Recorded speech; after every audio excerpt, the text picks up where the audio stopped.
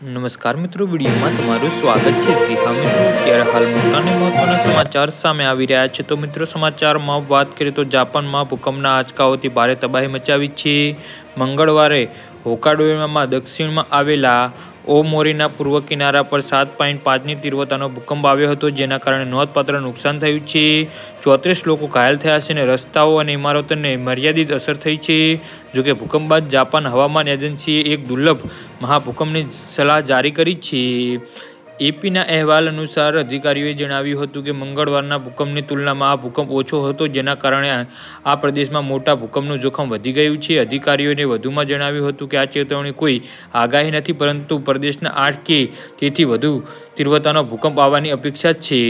અધિકારીઓની આશા છે કે ચેતવણી રહેવાસીઓ સૌથી ખરાબ સ્થિતિ માટે તૈયાર રહેવા માટે સચેત રહે, ખાસ કરીને 2011ની આપત્તિને ધ્યાનમાં રાખી, જેમાં લગભગ 20,000 લોકો માર્યા ગયા હતા અને ફુકુશીમા પરમાણુ આપત્તિ તરફ દોરી ગઈ હતી. જી હા મિત્રો, તો આના વિશે તમારું શું કહેવું છે? તો નીચે મારી કમેન્ટ બોક્સમાં જરૂરથી જણાવજો અને અમારી YouTube ચેનલને સબસ્ક્રાઈબ